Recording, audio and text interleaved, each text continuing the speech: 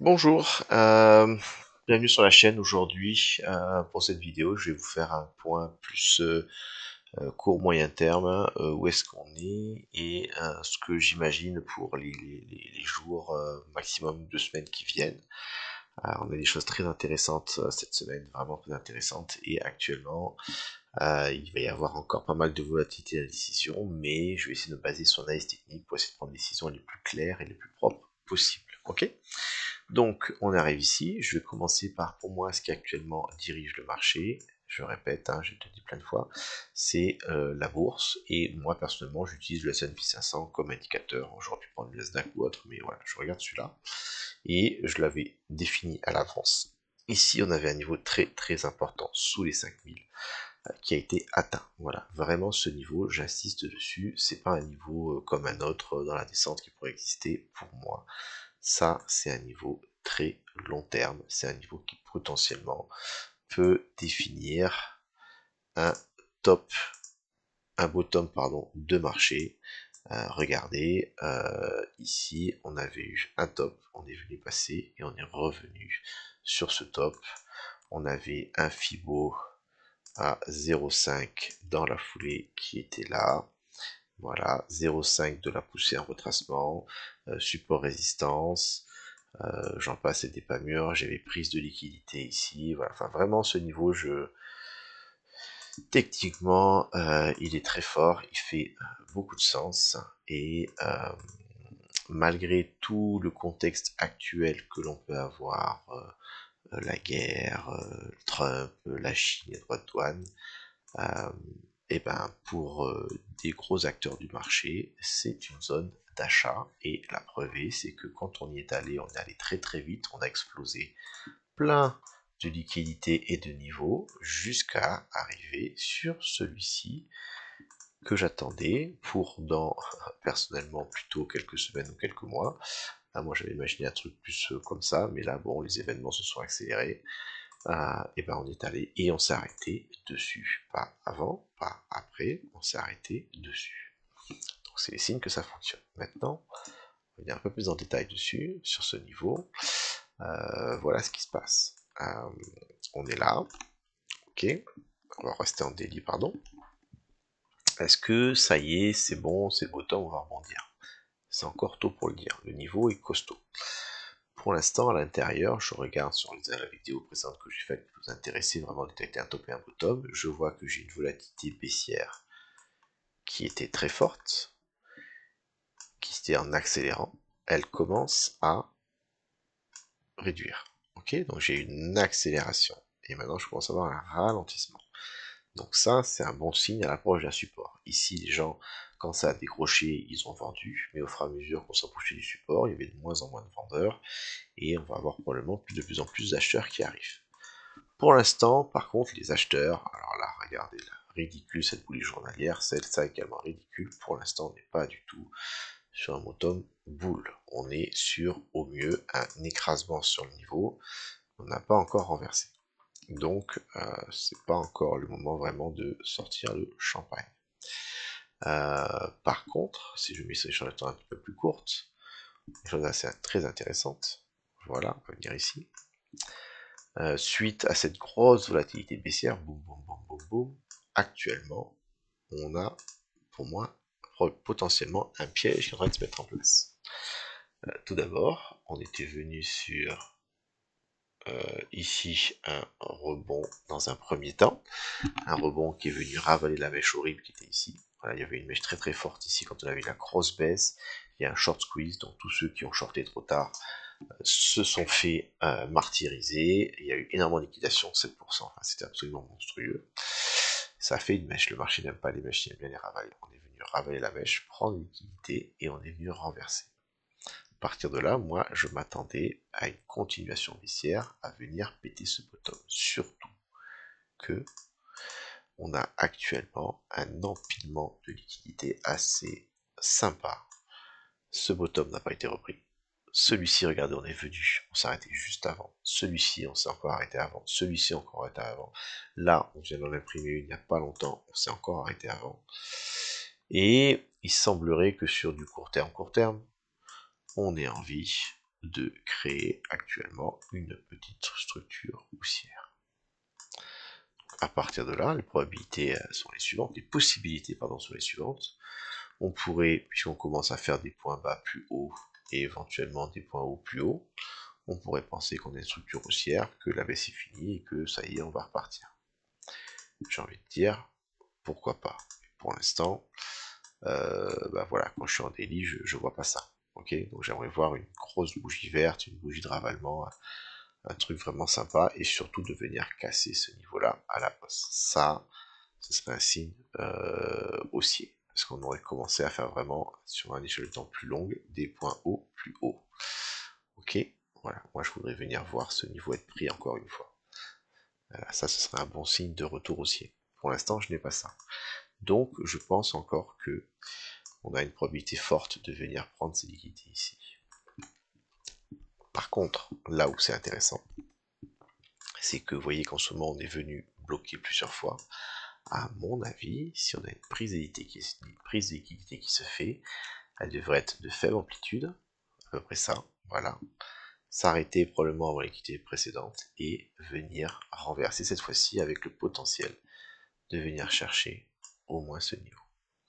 Donc là, pour moi, on est sur un ralentissement avec potentiellement une dernière vague baissière qui pourrait nous emmener sur un rebond au moins moyen terme.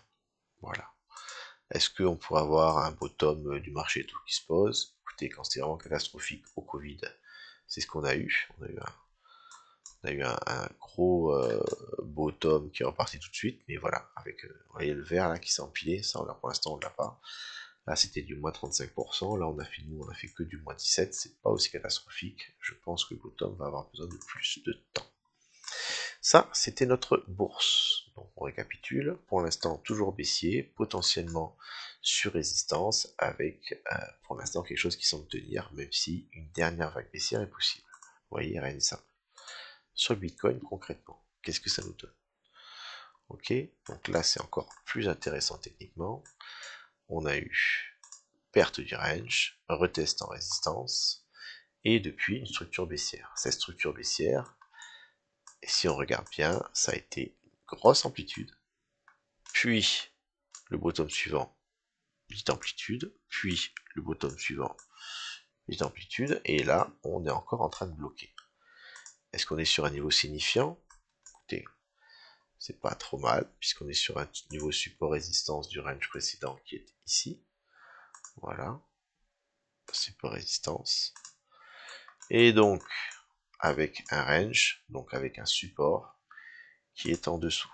Tout ça peut être considéré comme un support parce que c'était un range précédent où il y a eu du volume de transaction. Ça, c'était une zone de transition rapide. Transition relativement rapide. Ici, range qui dure, support. Si on va dedans, ça va prendre du temps. Et inversement ici aussi.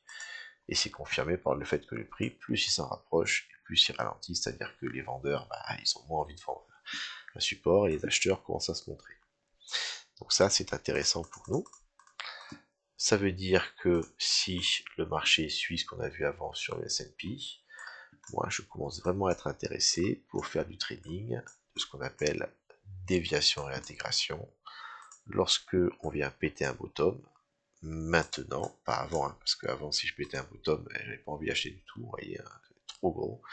Maintenant, en l'état actuel du marché, il me semble que acheter sous un bottom, c'est un bon potentiel de hausse, ok. Et là, encore une fois, comme sur le S&P, on est venu, on n'a pas réussi à prendre liquidité, donc on a des liquidités qui nous attendent.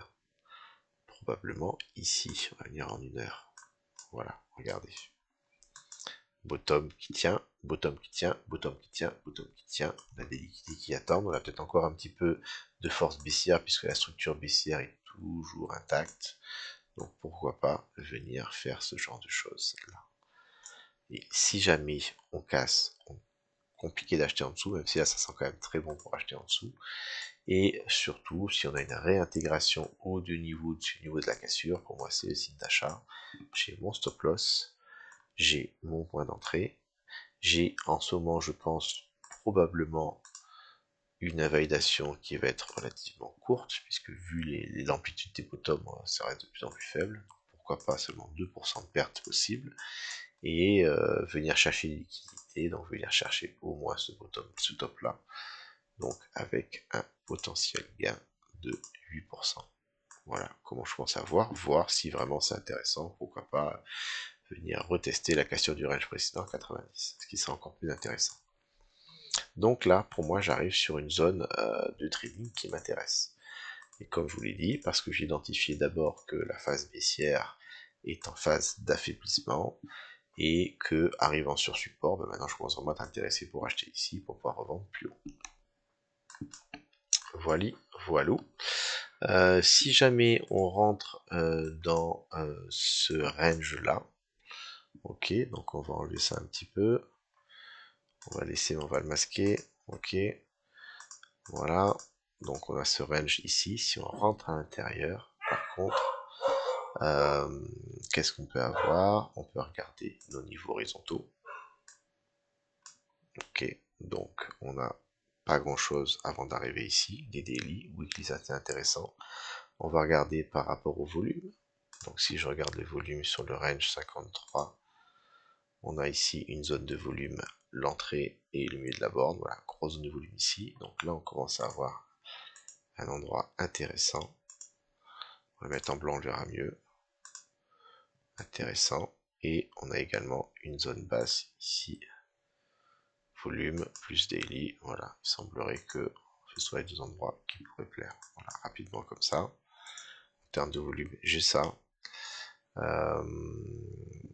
Et si jamais ce niveau-là ne tient pas, je viserai plutôt celui-ci. Si celui-ci ne tient pas, je vais viser la prise des liquidités qui est là. Potentiellement un rebond. Mais pour l'instant, on n'y est pas encore. Je préfère ne pas en parler et ne pas y penser. Mais je suis préparé à ça. Voilà, et voyez les... Voilà. Voilà le plan, donc je fais un petit résumé. Au vu de la bourse US, on est pour l'instant en train de toucher un support très long terme avec un probable rebond qui est en cours. On a peut-être encore le jus de venir chercher une dernière fois liquidité avant de repartir, ce serait mon scénario idéal. Ce scénario idéal concorderait avec sur Bitcoin quelque chose de similaire. On viendrait prendre ce double bottom qui est très moche là, voilà, liquidités qui sont accumulées. Et si jamais on fait une poussée dessous qui est de faible amplitude, on a une super entrée avec le potentiel accompagné par une bourse qui serait en short squeeze, voire en retour haussier, de pouvoir accompagner une hausse qui arriverait sur des niveaux relativement intéressants. Voilà mon plan pour les semaines à venir. Qu'est-ce qui me ferait que je me ferais avoir entre guillemets, une fois qu'on passe en dessous, j'achète pas, donc une baisse plus profonde, vu que j'ai tout vendu, ça ne m'intéresse pas, je suis pas inquiet. Le plus dur pour moi, ce serait que là, on soit déjà parti à la hausse, et il va falloir donc que je rentre plus tard, et ça c'est compliqué. Donc si jamais on est ici et puis qu'on commence à casser ces tops là, là on a un changement de structure, on aura la bourse ici probablement qui aura également cassé ce top là. On pourra penser que finalement il fallait rentrer ici, que je me suis fait avoir. Je suis pas rentré, moi j'étais rentré ici mais j'avais vendu à partir de là. Donc à ce moment-là, j'attends qu'on dépasse, j'ai le retracement, je rentre dans le retracement. Voilà, avec grosso modo un stop loss par ici, pour essayer de surfer le reste. Mais c'est quand même plus difficile parce que le stop loss est difficilement identifiable et quantifiable. J'espère que ça vous a plu, 13 minutes, voilà. Bon courage à vous, bonne semaine, et puis à bientôt. Voilà un petit peu de positif, en tout cas là, il semblerait quand même que la probabilité qu'on baisse fortement actuellement est pour moi peu probable.